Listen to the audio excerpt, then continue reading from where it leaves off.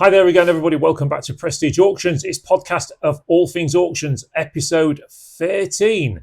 And we've had 12 great episodes and the odd bonus episode chucked in as well. And episode 13, Chris, what do you think of that? Lucky. It could be lucky. It could be lucky in that challenge today. What are we talking about today? We've got several things to talk about, haven't we? Yeah. You go first because I've got an idea. Well, I think we're going to do the week that was, of course, first. And then I've got a thing I'd like to talk about, which is the highs and lows of buying and selling. Well, the gems you've bought. And the gems, the things that have gone completely wrong. Because what you'll find, everybody, is every single dealer wants to talk about all the good stuff. Oh, yeah. Forget the bad. Dealing is similar to gambling, isn't it? Yeah.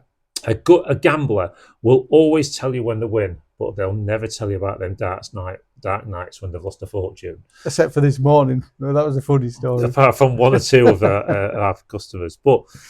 And I think that's quite sad, especially when it comes to gambling. But when it comes to dealing, it's very similar. People want to tell you the highs, but they never want to tell you the lows. And there are many lows. But the more you deal, the less lows there are. But anyway, that's not one of the things I want to talk about. And we're going to be discussing the challenge today. And then what do you want to discuss? It's about the challenge, really. I've got a new challenge to mentor one of our young fellas. Sounds like a bit of fun. And so if it's young, it can only be one. Yeah. Because we've only got one youngster. Yeah. George has never bought and sold. He's a young lad, fresh into the auction game. So works here. So yeah, he's around the stuff all the time. So no, I think it's a good idea. So we're going to be bringing Tom in a little bit later on. Yeah. I think we'll wheel him in. I think we should give him £20. Okay. And set him going.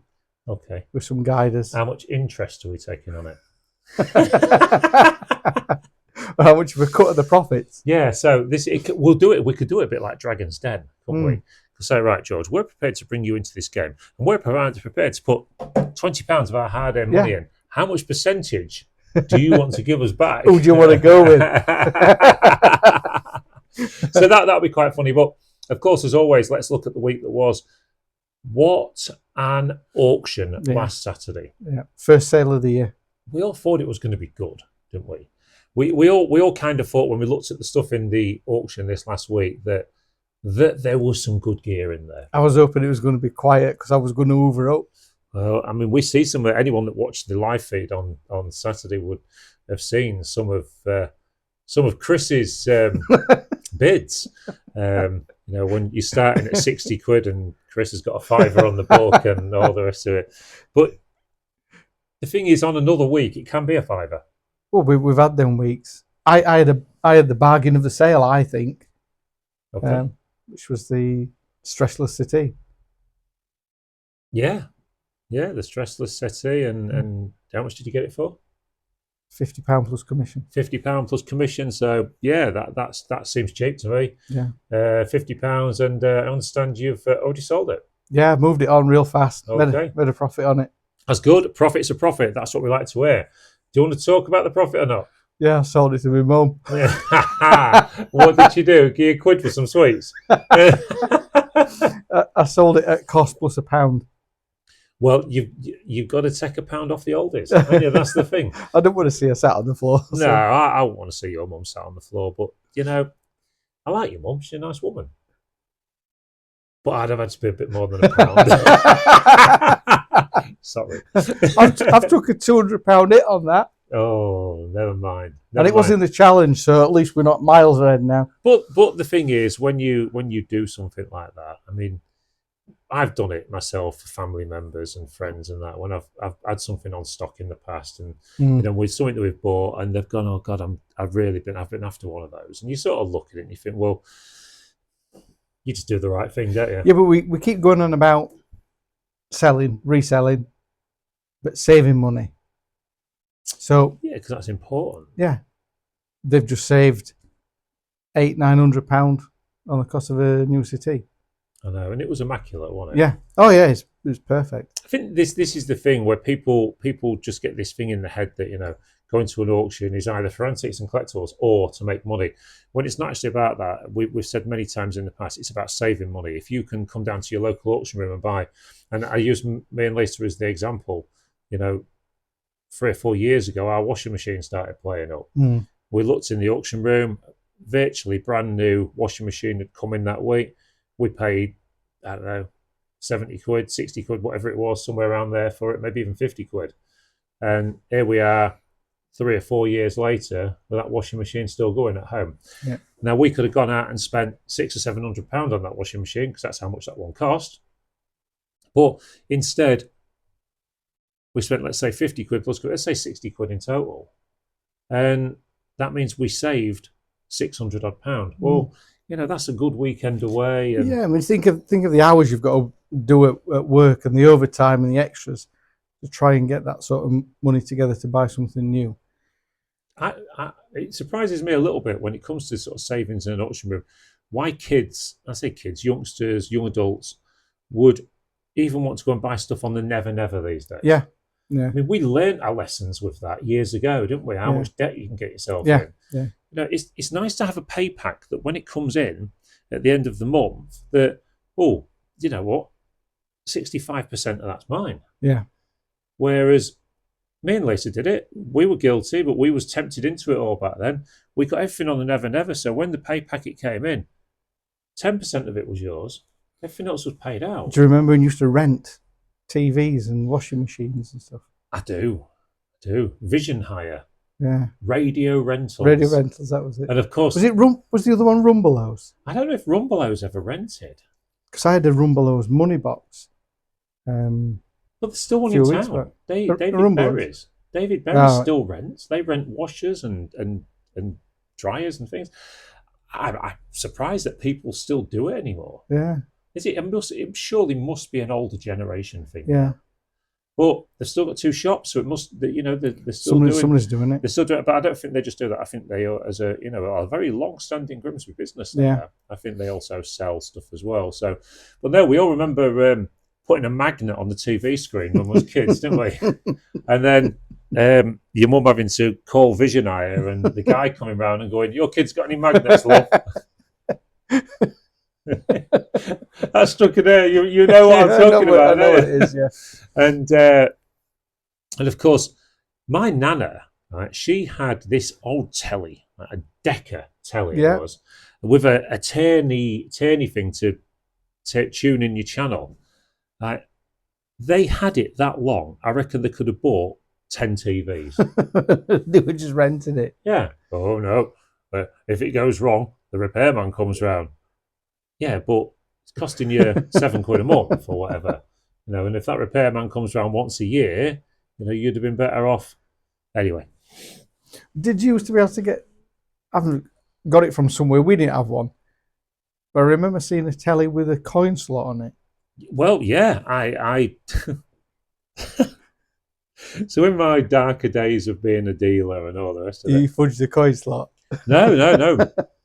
I actually went round to a house many, many years ago, and the people said to me, I went, "What's for sale, then?" They're selling all this stuff up, and they went, "Everything." I went, "Okay, I'll take it all." I said, "Fill the van for me." Anyway, I gets it to the lockup because I'd done a deal with them. They filled it all for me. When I got there, the TV's there with the coin box attached to it. And I think you used to pay for the hire of the telly with coins. Yeah.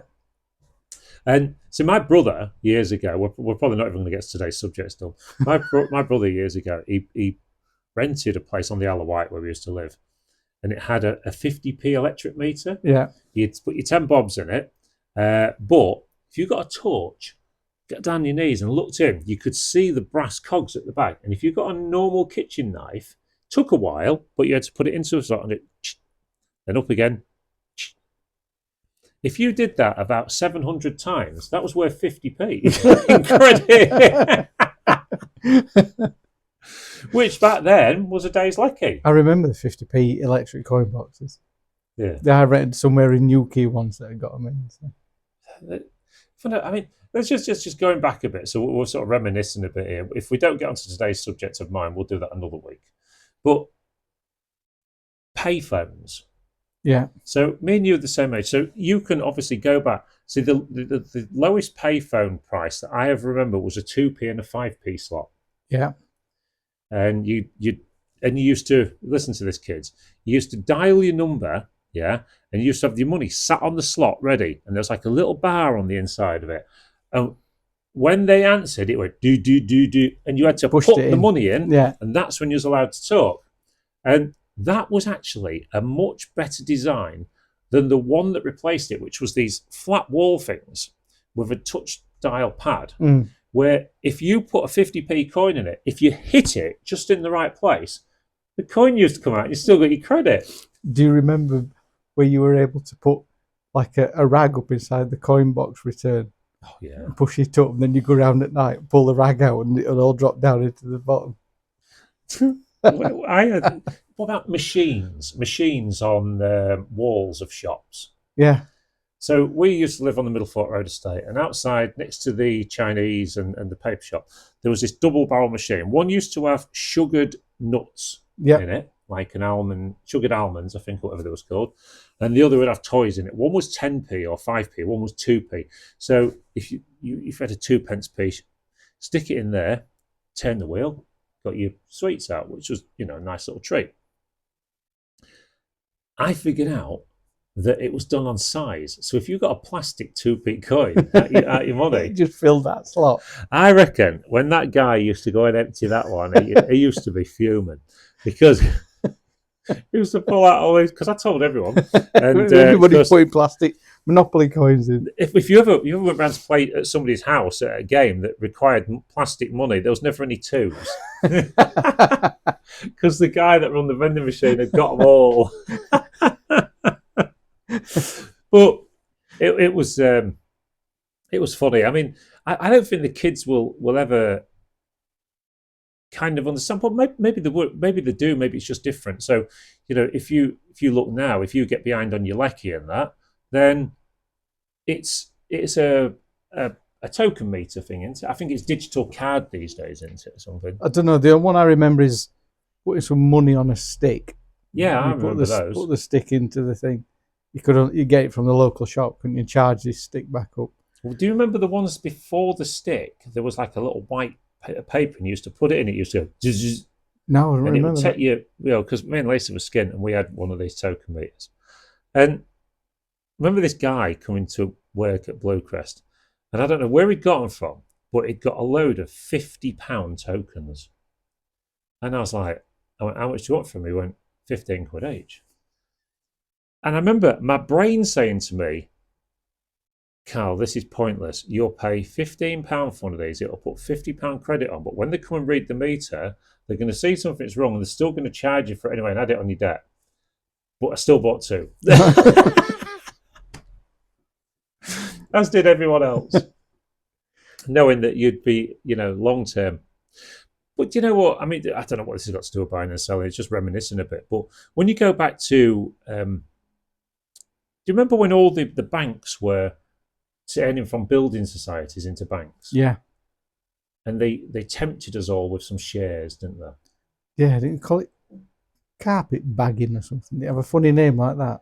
Well, we was with the Halifax, and I remember sitting down at work, talking to a lad, and if you're watching this, Graham, you'll know what I'm talking about. A lad called Graham Stiffle, really nice guy. And he was the only one in the tea bar that had any common sense, right? And he actually sat there and went, it's all right, taking the shares. He went, but then all the costs are going to go up and the few quid you're going to get out of selling your shares, you're going to pay for it in the long run. And he was absolutely right. But everybody in that tea bar, myself included, was being offered 200 shares or whatever it was, which they expected to be sold on opening day at 1,500 quid. That was a holiday. So we was almost bribed into making the building society a bank. And he was saying, you're mad to do it. And anyway, we all did. And of course, yeah, he was absolutely right. Absolutely right. But we, as human beings and working class people, we are very easy for the big companies to manipulate, aren't we? Yeah, he put a couple of good stories out. Yeah, and just make sure that people understand. Anyway, the week that was, we're talking about the auction, how fantastic it was. I haven't seen this room that busy for a long, long time. Absolutely packed. This room's always busy, but it was proper busy. You see it. It was, viewing day was madness. I mean, Lisa started putting commission bids in at about 9 o'clock on Friday morning. She finished at 11 o'clock at night putting commission bids on. I reckon about 1,500 commission bids, something like that. So we almost had an auction run from the book itself. Then me and Lisa had that conversation that, I think with this many commission bids, there's not going to be many in the room. At 8:15 on Saturday morning, after we'd opened the doors at 8 o'clock, there's already like 12 people in here. Well, that's unheard of. They normally start turning up about 8:30. And I looked around the room, every chair was reserved, and it was just a great day. Well, by 10 o'clock, the aisles were full. Everywhere was full, weren't it? Yeah.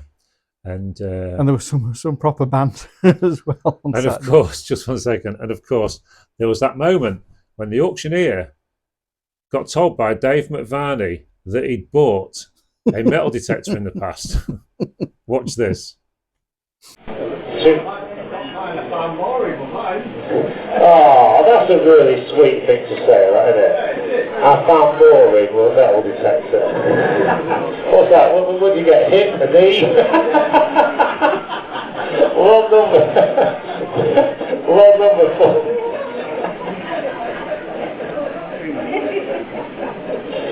I'm sorry.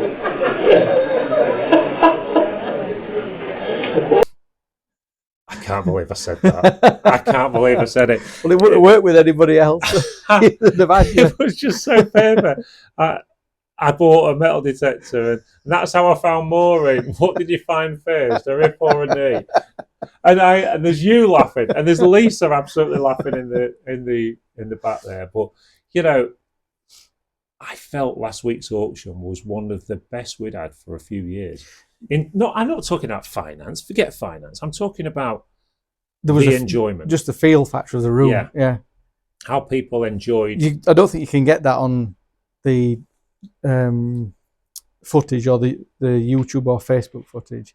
I don't think you can tell how much fun there is in the room at that point. No. I mean, if we get a camera pointing the other way, that might help sometimes. Well, I mean, we have got one pointing the other way. And of course, we do have signs up saying that we're videoing and all the rest of it, so people are aware. But I just felt there was just so many laughs in the room on Saturday. And that made it a good day, to the point where some people are telling us 21 new sign-ups for the auction last week. That's a lot as well. And the viewing figures on the internet were massive as well. Yeah. And people were saying to us after the auction, I've had a really good day out. Yeah. That's not what you say when you go to an auction, is it? That's what you say when you go to the seaside or whatever, and it was just... I mean, again, 1,300 lots, a full day, but nobody got bored, did they? No. There weren't many asleep. No. Anyway, so while we're talking about that, here are some of the other things that happened in Saturday's auction. And a lot number, 479, pink iron in the case, and I've got £3 bid, 3 bid, 4 anywhere. £4 anywhere on this, 4 anywhere. Selling away then at £3. What's this? Please, sir. Do you want that pink iron? You do. It's up to £8 on the bid. Do you want it at 9? £9 bid. Right, I bought it at £3, so £9 seems like a good deal, and I'm in the challenge. Oh, I bought it. And she just said she was bidding on it, so yeah, there you go. Put it on there. Well, I will buy you it. Fairly fair play present. And lot number 482 is this rather nice looking food mixer. It's in good working order. We had it running a couple of times yesterday. And I'm straight in on this one, bids all over again. I'm straight in at £45 bid. £45 bid, 50 anywhere. £50 anywhere on this one, 50. I'm going to go 60. 5, I'm out. 65 on bid. 70, 5, 80, 5, 90, 5, 105, 110, 115, 120, 125, 130, 135, 140, 145, 145 and bid, 150 anywhere, 150, new bidder, 150 and he said no, 150 and bid, 155 anywhere, 155 anywhere, selling away then at £150, £150 to number 3735. Wait sir, you know you said you wanted that mixer, I didn't buy you it. What number 483? Buying this one.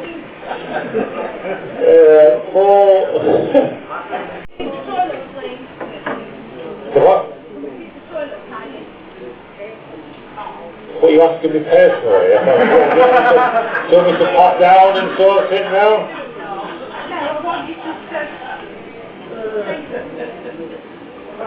What?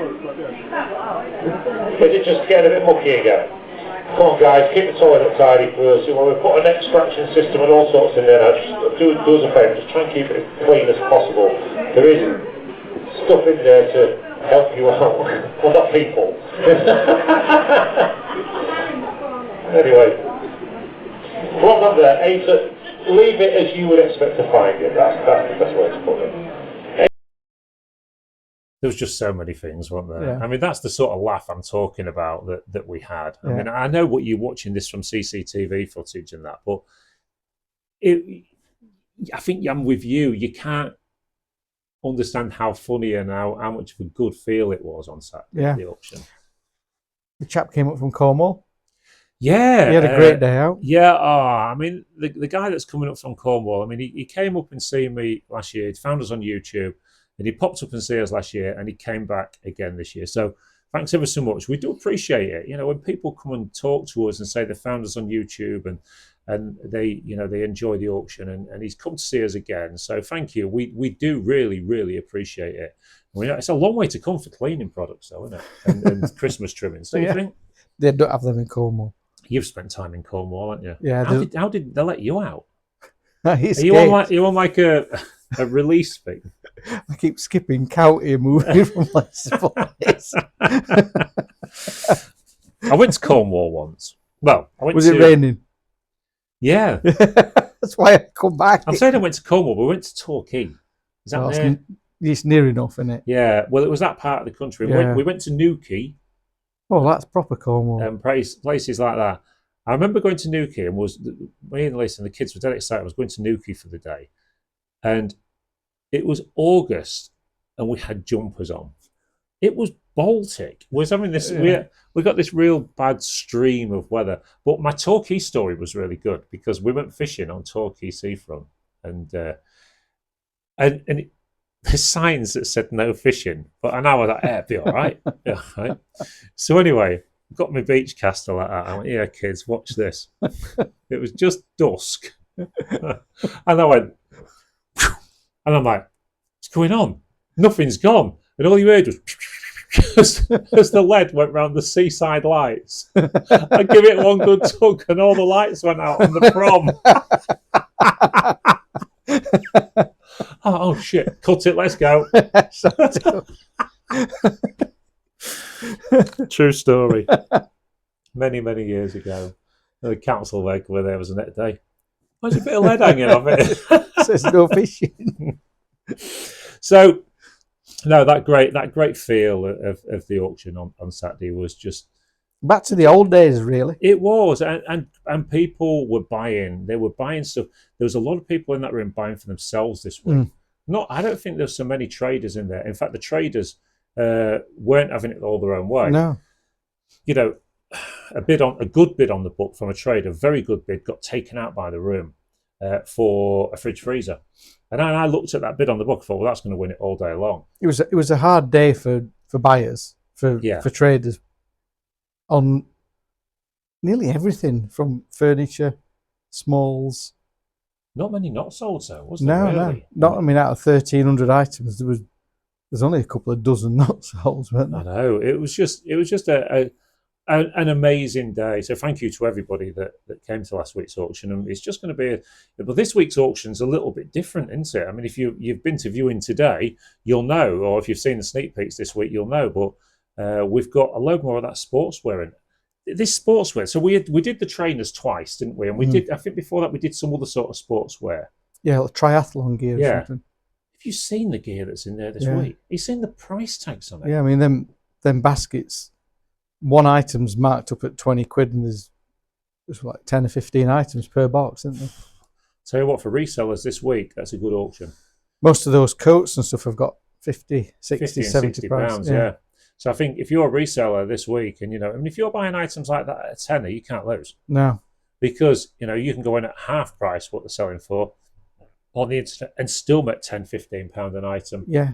And you only need to sell one item out of a box. Yeah. You've got your money back. It's a fantastic sale again this week. A little bit different to last week. And I think it's going to take a viewing again for you to get excited about it. But there's going to be stuff there, isn't there? Yeah. There is going to be stuff to make money on. I've been in the back room today, so I've not seen what's coming from the normal vendors. So I've got to view that yet.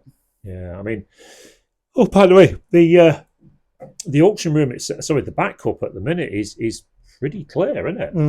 Although we've still got a clearance in the container. That's got to come through yet.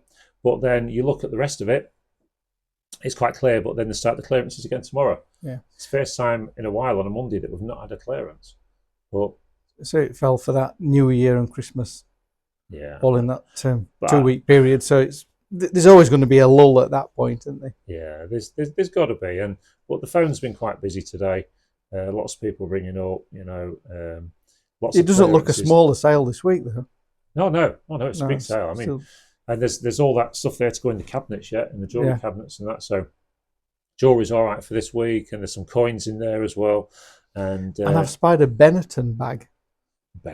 United Colours of. Yeah, it's like rainbow, like that flag I was waving last week. Did anyone see Chris's rainbow flag on the podcast last week?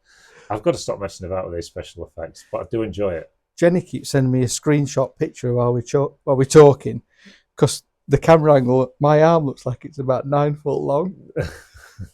It's like, this is like a little freaky arm, and that one's about 9 foot long. I was going to say something, but I'm not going to talk ill of the dead. We'll have Paul Hogan on soon. So there you go. So that's that. So that's the week that was, and the week that is, and of course. What did you buy this week? Well, let's not do the challenge yet. Really? Yeah. Let's just do that. We're going to do this just very quick, because I think that's a short. It can be a short, too short a podcast if not, but. Let's just talk about the subject this week. The subject that we want to talk about this week is the highs and lows of selling. And this will come up many, many times in podcasts in the future, because we do, as resellers, we like to talk about, I bought some cricket stumps for £3 and sold them for 90 quid. Yeah, we like to talk about stuff like that. What we don't like to talk about is I'll give you a great example. So many, many years ago, even before we did house clearances, I fancied myself as a bit of a dealer. I'd been buying and selling for years. So I thought, I want to start getting into a bit of, I'd started going to the auctions. I want to start getting into a bit of antiques and collectibles. This is a lesson, everybody, without too much knowledge of it. And I got a telephone call from one of my adverts from this lady. She wanted me to go around to a house and in a very posh part of Grimsby. I got blinded by all the stuff that was in there, the jewellery and all the rest of it. She said, well, this is what I want to sell.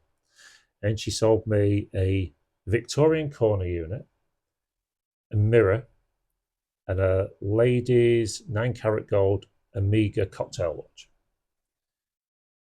I gave her £1,300 for the 3. I thought, well, I'm going to double my money here.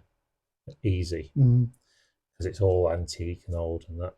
And I went straight round to somebody that I know, who was more of an antiques dealer than me, clearly. And I said, well, I've got to put his stuff on the van. And anyway, comes out of his house, has a look, and just goes, how much you paid? I told him. He just went, oh, no. And I went, why? He went, that corner unit is cobbled. It's 2 units put together. Don't even match. look like it, but they don't. And he said, you could actually show me around the back where it cobbled. He went, the antique mirror you've bought is a Mexican reproduction. And the 9 karat gold Omega watch is about 250 quid in scrap. It doesn't work.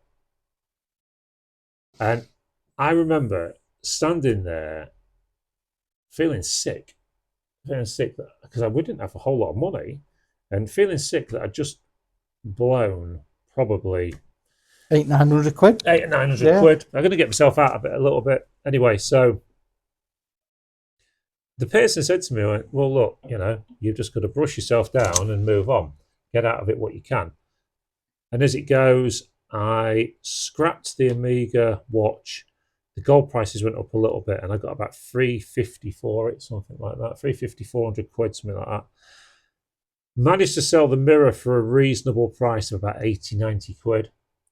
And then I finally sold the corner cupboard, which was the most expensive bit, for £50 through my friend's shop.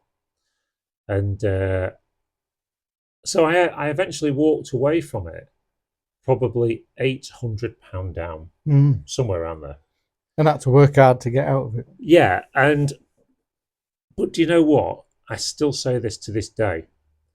I learned more from that than I did from any profit I've ever made. It just taught you to just go, stop. It might look good. Something looks too good to be true, probably is. And the amount of times I look back at that day when you're offered deals and you're sort of thinking to yourself, well, do I really want to buy that? And it does make you press the pause button before you start getting involved. Yeah, you need those lessons. You had anything like that? Not to that extent, no. But it's just me then. I don't bid that brave, do I? You've seen the figures that are on my little piece of paper when I'm bidding. Thing is, I think the worst I've bought is just the odd bit of furniture that's not as good as I thought it was, or an headless Jesus or something like that. But you sold that. Well, that was me worst buy and my best buy because it was funny. I think when you make mistakes when you're buying and selling, when you're a reseller, and I think any good reseller will tell you they have made mistakes. I think as you move on, you make less mistakes. Yeah, of course, because it's those lessons that burn your fingers that make you not make the mistakes going forward, and I think that's good for all of you. But I won't say I've not made mistakes since, because I have. I actually did it in this auction room 3 or 4 weeks ago. And I see an item that I like. I'm not going to say what it was, so I might put it back in. I'm kidding. I bought an item. I paid 70 odd quid for it, and I hadn't viewed it properly, and it was broken. Now, I think on a good day, I'll get 50 quid back for it. But again, it's not a £20 loss. It's a £20 education. You'll not do it without that's the looking way you at look at it, and you sort of think to yourself, I've just paid £20 to learn that when I buy one of those items in the future, check that. And that's your learning. That's the tax you have to pay to learn this industry. When you're buying a lot of things like we do, varied, you get quite a little bit of knowledge over a lot of items, don't you? Not in-depth knowledge on anything in particular. General dealing. That's just what it is. Yeah, you've got a general knowledge. I mean, but you get bored with the same things that you buy. Oh, so God, yeah. You're learning all the time because you think, I've not had any of those. What's the best way to learn about them? Just buy it and then you learn, don't you? Yeah. I think we mentioned on a podcast in the past when you, as a buyer and a reseller, when you buy a big job lot of something and you sell 40%, 50% of it, of all the real good stuff, and then by the time you get into the end of that lot, you've bought another job lot or something, and you're more excited about that at that point. So it sits there, and then so that one gets forgot about a little bit, and then that one sits there, and then a couple of weeks later, you're still working on that, and another job lot comes in. So you get bored of that, and then before you know it, you've got 6 lots of stuff down here, which have all got value, but you're already on something's more exciting. Because if you had to sit on eBay or Vinted all day and list exactly the same item, you'd soon get bored. Yeah. You've got to stimulate your brain. You've got to. This is why I'm mixing it up. I mean, you sort of specialize in more. I would say if I looked at you as a reseller, you specialize more in the practical. Yeah, yeah. They're not really decorative things that I buy. I do get them, but they're much more, I say, practical, usable things. Yeah, DIY, yeah, DIY, industrial, commercial, practical, industrial, and stuff that people are going to be looking for day to day. Whereas, somebody wanting to buy a particular pattern of Colport or Dalton or something, and those things carry risk for breakage, for damage, etc. You buy a nice big drill that costs £300 to buy, and you get it for 20 quid in the auction. It's a no-brainer. You can knock it about all you like; it ain't going to get damaged. Yeah. And that's how I try and buy. I try and limit. If I'm going to sell something on eBay or Vinted, I try and sell unbreakables. Yeah. Books, bits of clothing. I don't do many breakables that I send through the post. No. They go out to the antique centres, if anything. I think it's quite sensible, really, to buy practical and sell practical, because there's less chance, I think, as well, of them sort of people that they're probably buying it for a reason, and there's less chance that they're going to want to mess about sending it back and moaning about it. Well, that's the hardest thing about selling into is dealing with the return. When is it even the item you sent out?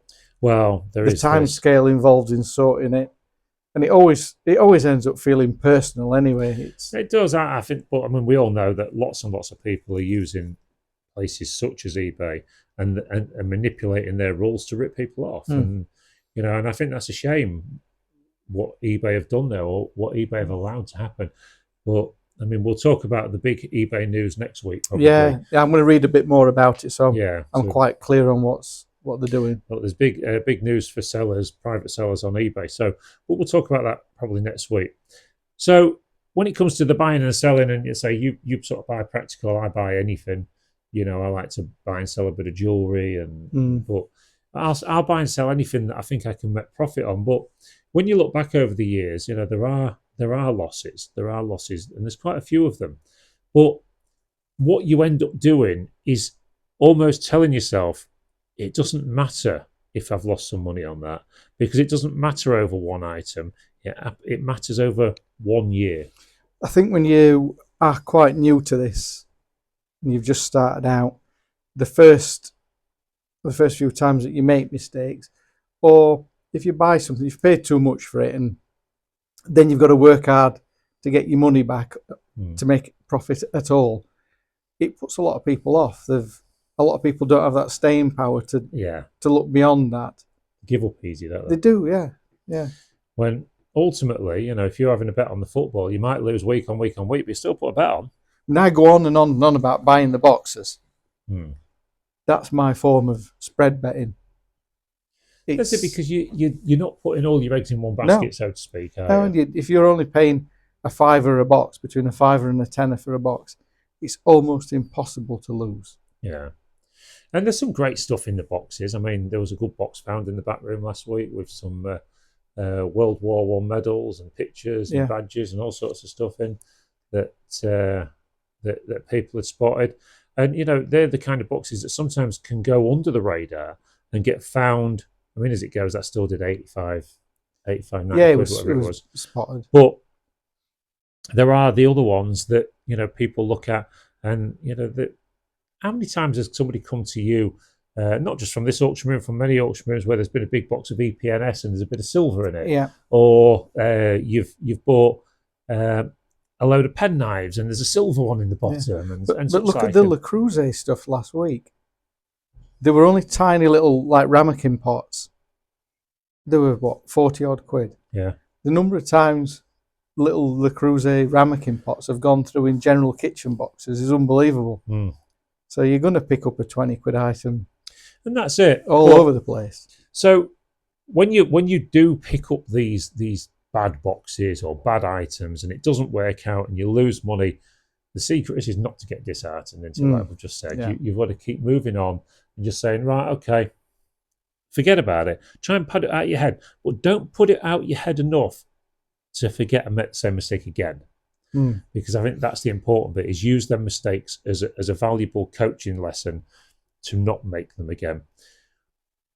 I mean, we can sit here all day and talk about things that we made money on, because that's what we do. And I think from when you first start out in this industry and you start selling bits and bobs and making just a few pounds, that's good. But as you've been moving on years and years and years and years, and of course you can spot things that, I mean, they piss. I don't go to boot sales anymore. I just don't see the point. Although lots of people are making lots of money from them. Yeah, I only went to 2 or 3 last year. But having said that, what I bought from them, I made a huge profit on. Yeah. And I think the key with the boot sales is don't buy the cheap stuff. No. Because people always think there's a limit of about 20 quid for selling a car boot. Yeah. Buy the expensive stuff. I think that's good. That's a very good point made, that actually. It's something I probably wouldn't have thought of, because when I was going to boot sales, I was always looking for cheap. When actually, most of the people that go to boot sales, if you go above 10 quid, they shy off and don't want to buy it. So if you can go in and nick them items, that's where the money is. A £10 item that's worth 40 quid, you're going to buy it all day long, aren't you? Oh, yeah. And take proper money to a car boot sale. So come on then. So there's a good one. So what's the best buy you've ever had off a boot sale? A UPVC window. Okay. So I bought a window like that one there, 4 foot by 3 foot, brand new sash casement window, 10 quid. Still got the labels on it, never been fitted. And just sold it straight out for 150 quid. Yeah, I mean, which is a it's a bloody good mark. It's not mega money compared to people who've been finding gold pigs and stuff and things like that. Well, no, but I mean, when I used to do the boot sales, I used to do Hemswell, and what I would do is I'd get there at sort of 4 o'clock in the morning, actually be there for 4. I'd ready to sell, but first 2 or 3 hours I was out buying. Yeah. And I'll never forget this. I am going back some years, many years now. This chap turned up, and he had, as he started getting stuff out of the boot, everything was BMW key rings, BMW umbrellas, BMW first aid kits, you name it, BMW coats. And I went, how much is this? He's robbed a dealership. He's like that, 5 or 10 or 50p quid. And I was the only one stood at his car. And I went, look, don't get else out. I went, this is my sort of stuff. How much do you want? How much do you want for it all? And he went, I said, you must have had a figure in your mind today that you'd been happy to go home with. And he went, yeah, about 300 quid. I went, done. And he literally put the boxes back in, pulled his car round to my car, got it all out. I didn't sell one stitch of it on the boot sale, because I've got a big thing about this. We'll come back to the BMW stuff in a minute. But if you buy something on a boot sale that you've got as a bargain, don't go and put it on your stall and rub somebody's nose. Yeah. It's not right. And it's going to get you a very bad name very quickly. And the Don will come and sort you out. Yeah. The boot sale Don. I bought all of this BMW stuff, give him his money, off he went.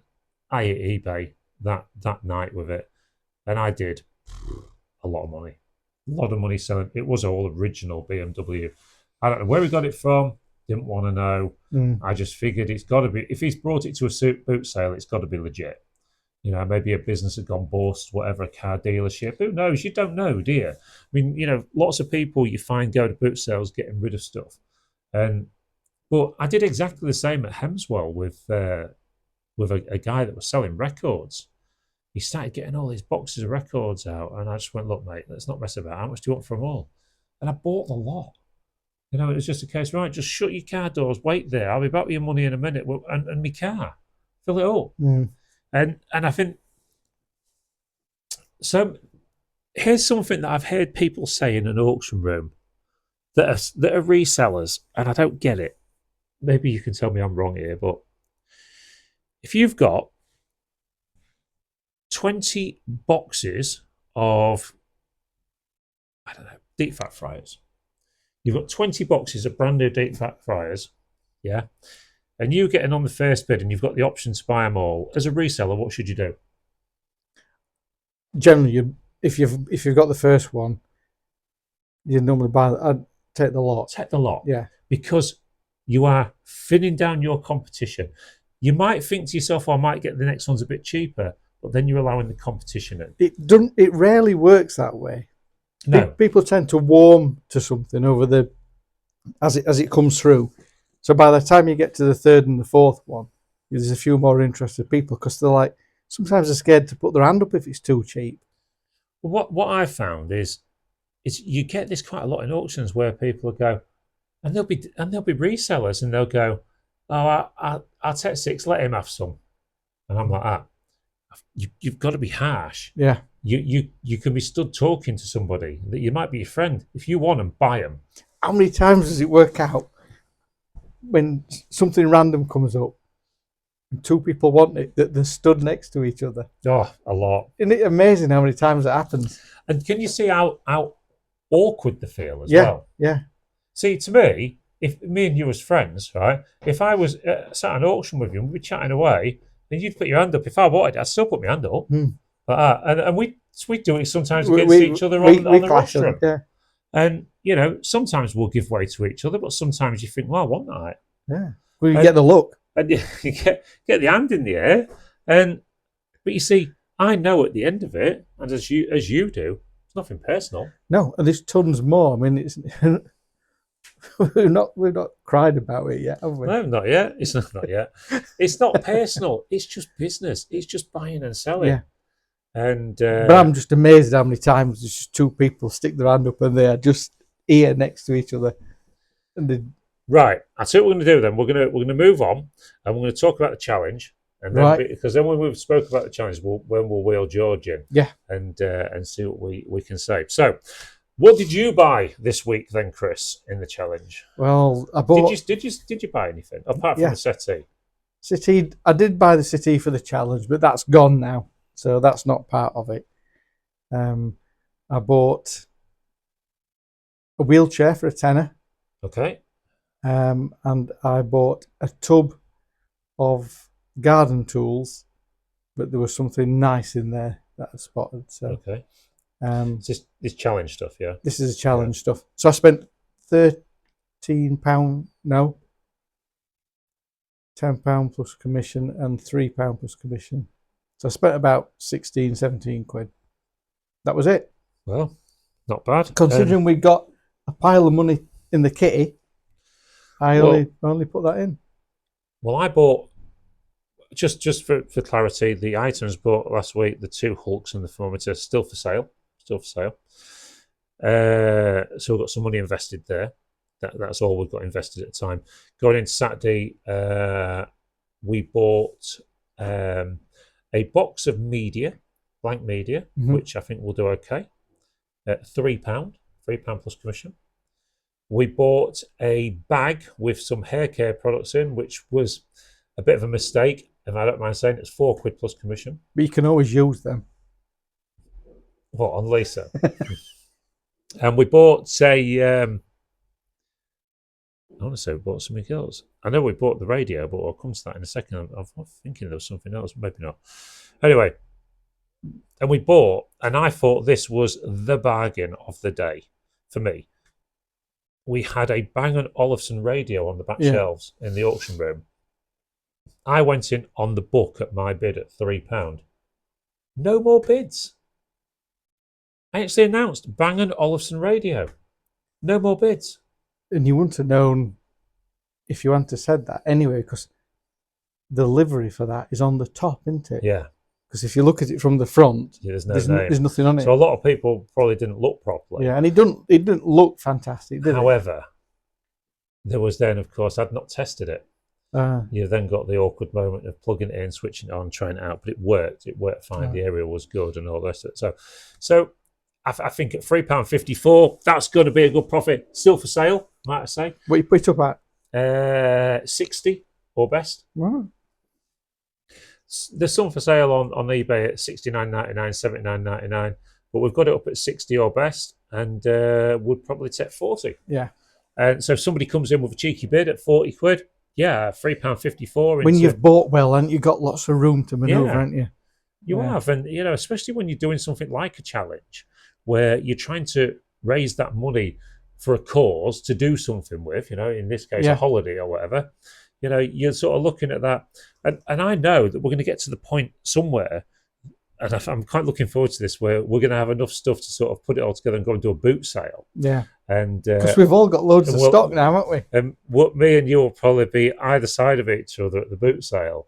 In fact, we're going to do it, everybody. So there'll probably be me and Brandon, Lisa and Tom, and Chris and Jenny, where we'll all stand next to each other at a boot sale at Morrison's or something. Yeah. And then we'll have if you want to come down and see us that day, it'll be sort of as it gets a bit warmer when we've got enough stock. And it's going to snowball the amount of stuff that we've got. Yeah, of course it will. And then we can get down there and do a bit of selling, and we'll do a YouTube video from it as well, which will be a bit of fun. So we've got all that to look forward to. So let's have a look at the board then. Bring the board in. And we know the people out there are involved in the challenge, although they don't want to be involved in the leaderboard. And so well done to everyone that is getting involved and making money. But remember this, right? It's not, when it comes to this, it's not about what you take, it's about what you make. Mm-hmm. And this, what you see here, is profits. It's not what we've taken. So there you go. So explain, Chris. Last week, that was your total, but you had got £20 to come off that. Yes, I had. So as you can see, everybody, our total has come down, but the stock has gone up. Yeah, you've not sold any new stock. Yeah, so. I mean, that good bit of news there is that £60 spend this week, or maybe more. Yeah, you've got 5 days before you need to buy again. So okay, Lisa and Tom? Well, they were on £3.40 plus loads of stock, but they're now up to £29.74. See, I'm not sure about this. Right? So £29.74, but the scarves, the scarf gate. Somebody felt sorry for them, didn't they? She put all them. She went down from £3. She went into a negative this last week. Yeah, because she had lot-in fees. Yeah, and then somebody rang up and felt sorry for them and bought the lot. And then actually they've sold a few bits since. So yeah, do you think they've got a big neck? Yeah, and tie them all together. Right, but you know what? That's not bad. £29.74. Bearing in mind, we are in week 4. Yeah. Something like that, out of 52 weeks. Now, as you say, if you was to do a chart with this, which we probably might be able to do, we might be able to do a bar chart and show you how it's going to go up over the year. But they are stock rich again.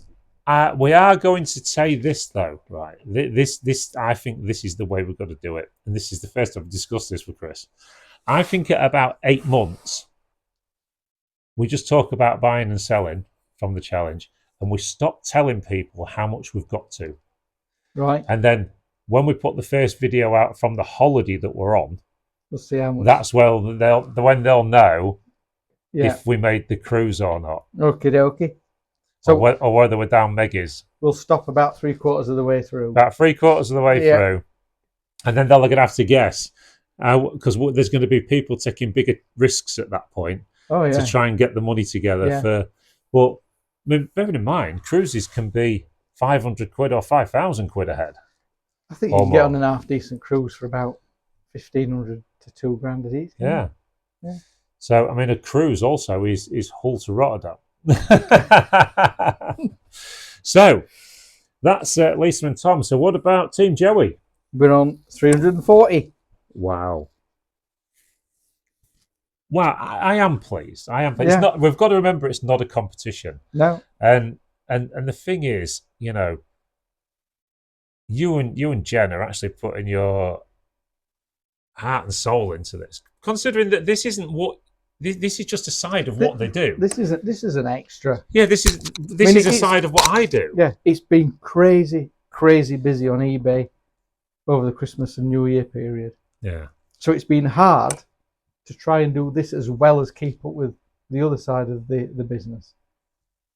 Anyway, just hold those thoughts there, because this is going to be an edit in the video, and Chris will just be sat here, and I'm going to be right back. Right, okay, everybody, so you can see we've just brought young George in to join the podcast with us as well. Before we go any further, we had a chap come into the auction room on Sunday and brought these in for me, and he said, would you give these to Chris during the podcast? Oh, look at that! And he said he might like it. Is it laminated? It's not laminated yet, but she's looking a bit sass there, isn't she? That, see, I don't.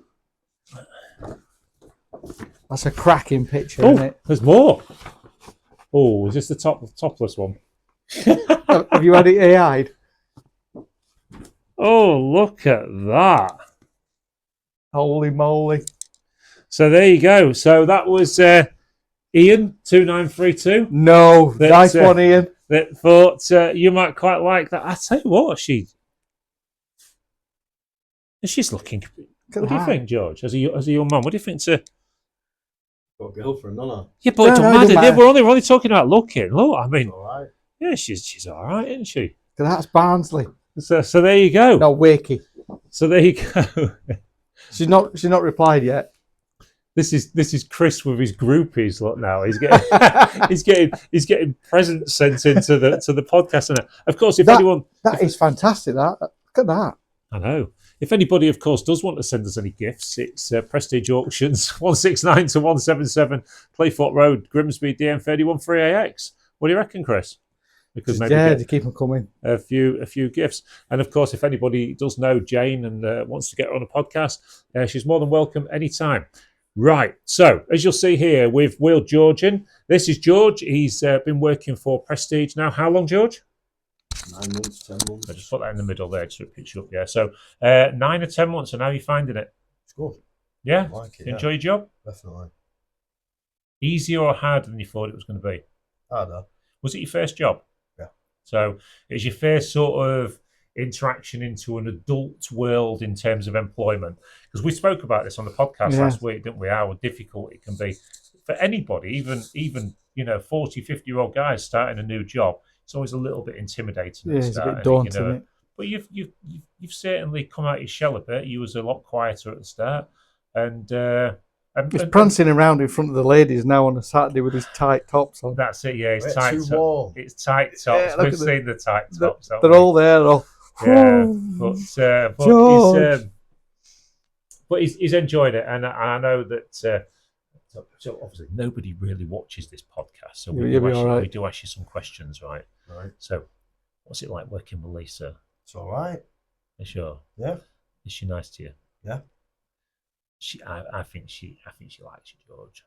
You know, she considers me as one of her sons. She calls you Georgie. she's nicer to George than the rest of us. Yeah, she likes George. Yeah, you've got it easy. Yeah.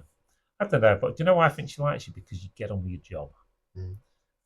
And it's because of the lycra. It's the lycra.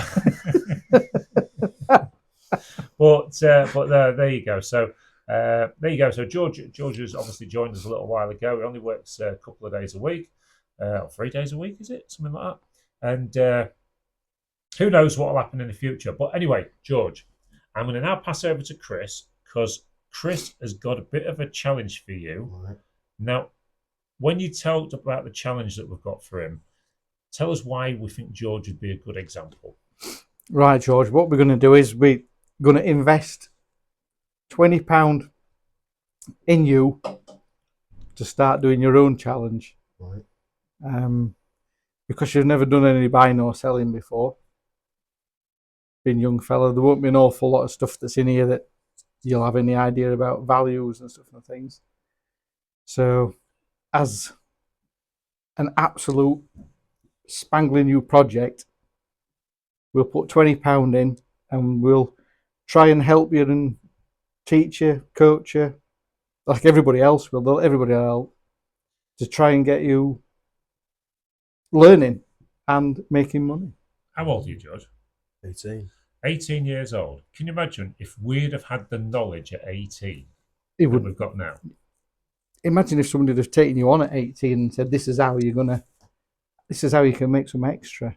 You know, to make a bit of extra. But there are a few terms and conditions within this, right? And it's because of the rules of our challenge. We always say to everybody, not everyone listens, but what we say is that once you get up to a level, you've got to pay the £20 back, okay? Which is just like if you'd borrowed the money. Difference is here, there's no interest. Yeah. So there's no interest. And once you've got enough money in your kitty to pay that back, you pay it back. what you got to try and do, George, you've got to try and keep that money separate from your day-to-day money. So if your girlfriend turns around to you on Saturday and says, "Oh, George, I just fancy kebab and a DVD or whatever it is, our Blockbuster." Remember them days? So, I wish I had a and girlfriend. you who go, said, "Oh, I'm a bit skint this week." You can't touch that money. Mm-hmm. You've got to be. I mean, you can. It's your money. You can do what you like with it. But if you remain disciplined, I reckon within 1 year or by the end of this challenge, we could have you, let's say, £1,000. yeah, and we're all aiming high, but it can turn into 1,000. And then, can you imagine that? You've started, you've paid your £20 back, and then all of a sudden you just go, okay, challenge is over. I've got £1,000 to go and spend on what I like. Mm. You know, and then your girlfriend's turning around to you and saying, "Oh, we could do a couple of days away, or you could put it some driving lessons or whatever." What we're trying to get to is that there's got to be a reason to do it, because once you get addicted to this industry and start learning how to buy and sell, once you've got that, you've made that money, that gives you the inspiration to go, well, do you know what? Next year I'm going to make 5,000, and then next year I'm going to make 10,000. Before you know it, you're 30 years old and you've got no mortgage. You've bought a house and got no mortgage because you've put the extra effort in. The reason people fail is because they are lazy. There's no easy way to put it, is there? It's the one thing. It's the work ethic. You aren't going to put loads and loads of time into this, but you know, you can put a couple of hours a week in your spare time and just learn how to buy and sell, do a bit of research on stuff, and then believe me, in 10 years' time, you won't be sorry if you stick at it. I've made decent money at this over the years. Chris has made decent money at it, and lots of dealers have. I started late. I wish I'd have started earlier. Yeah, I mean, I started early, but then had to come out of it because of family commitments and stuff. And well, as you know, we're filming my story this year, aren't we? Over maybe 3 or 4 episodes, and we're going all over the country filming. So we're going to talk about how I got into the industry. That's why I don't talk about it much in the podcast, because we're trying to save that one up. Yeah. It's quite interesting. But it just shows you that, you know, that there are lots of ways to make money in this world without working very hard. You've heard that saying in the past, haven't you? Work smart, not hard. But we all come in and tell stories every week because George sees what we buy, because he's in there at the auction on a Saturday doing the portrait. Yeah. You know, we're carrying his gear out, but we all come in and we've got like, remember that thing I bought last week, George? So you hear it all. Like portable command. Yeah. But what you can't do is you can't just rely on us telling you every week. You've got to learn. And if you learn this industry, that's how you make good money from it. So when you can just spot something, you know, I've done it fan size. I've been in shops. I'll never forget. There's another one of these stories. This is this week's podcast anyway, isn't it? I was in Tesco, up top town in Grimsby. And it was the year that the DSs had come out, and certain games towards Christmas were selling out. And people were going on eBay, and for a game that cost you £20 in Tesco or whatever, you was getting 60 and 70 quid for it on eBay. And of course, everyone was after these particular games. It was like the where you'd look after a dog and stuff like this. And there was several sorts. There was none available anywhere. No one could buy them. I walked into Tesco up top town, looked around, no games, right like that. So I just carried on shopping. And Lisa's walking down the pharmacy aisle where all the shampoos and all the tip pills and that are. And there's what they call, you know, the baskets are sometimes put in shops where they'll just put special offer. Yeah. And there was 30 or 40 of these Nintendo games in a basket with a thing on at £20 each down the middle of the shampoo aisle. And you're like, what? What were you doing in the shampoo aisle? Looking for something for somebody else, clearly. What for you, though, was it? I don't know. Look at that. And anyway, I just went. Lace brings the trolley, and I'm picking this basket up and I'm tipping all of these games into. She went, "What the hell are you doing?" And I went. She went, "They might not let you buy them all." And I went, "What difference does it make to them? Sale's a sale." as it goes, got to the till, and one of the checkout supervisors, she went, "Where'd you get them?" She went, "People have been asking for them." I'm like, "No, there's down there." She went, "Why do you want that many?" I went, "Oh, you won't believe how many nieces and nephews I've got. They're all after them." I bought the lot, and I made hundreds of pounds. We don't know why, because my finger was on the pulse. I recognised what was trending. This is before the word trending was a thing. Yeah. I recognised what the trends were at the time. See them, bought them. It cost me hundreds of pounds to buy them, but I made hundreds of pounds profit within like a week. See, George will know a different generation of things than what we know.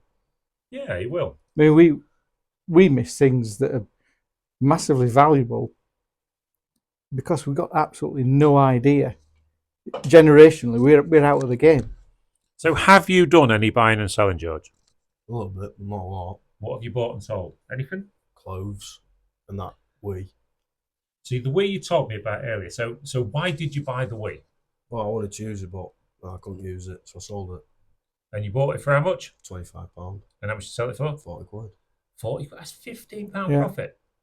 Now, you show me a bank that you can put 25 quid into, and a week later, they give you £40. Yeah, they're in one. They're not there. So what about the clothes? You mentioned clothes there. So you bought and sold some clothes. So what? It's like TK Maxx reduced section. You just look at the recommended retail on them. Yeah. The deals you get is insane. They stick it online after buying it cheap, and you get more money, don't you? I mean, there's a lot of people do that, isn't there? Using TK Maxx Yeah. and such like. But I think this is the thing. I know a chap that goes into, he sells on Amazon, and he goes and uses one of these scanners to scan things and how much it's selling for on Amazon, this apps that they use. Have you got into this? You've seen this at all? I have seen it. I've not used it. So if there's something for sale in Tesco or Asda in the reduced section, you'll scan it, see what it's selling for on Amazon, and how many sales there's been recently, and he'll buy the lot, send them off to Amazon to be sold for him, Yeah. and then makes money that way. And I think it's a great idea. Is this drop shipping? Is that what that is? It's not so much drop shipping. There is an actual name for it, but the drop shipping is more sort of, a lot of people that are selling things that they don't actually own. Right. Yeah. So you might. A lot of people are doing it on YouTube. So, for instance, like we've put a range of merchandise in for Prestige, as you know. Yeah.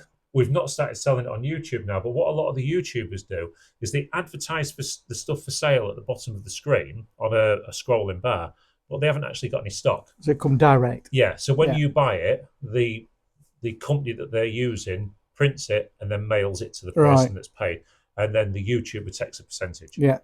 So, you're more using your reputation than your capital, which is probably, to be fair, it's something my son Daniel said we should have done.